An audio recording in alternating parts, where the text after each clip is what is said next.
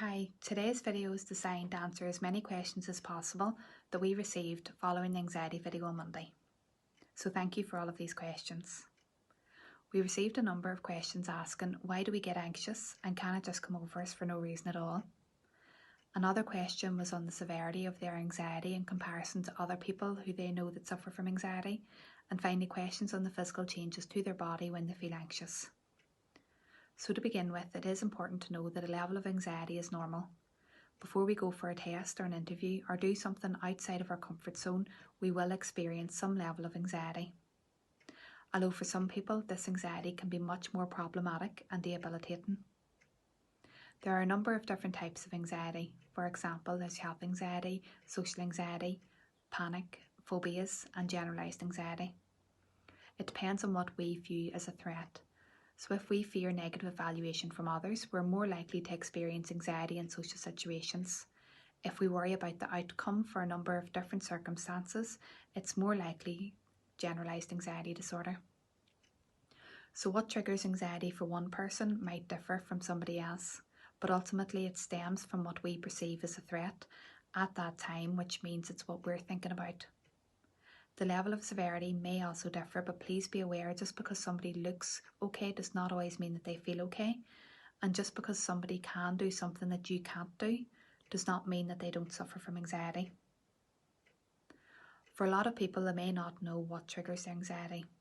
For example, somebody could be lying in their bed with no external threats around them and they could feel very anxious.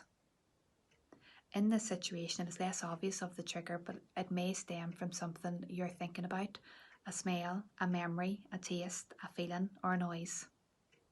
Our thoughts are automatic, and the purpose of our thoughts is to help us interpret everything that's going on around us.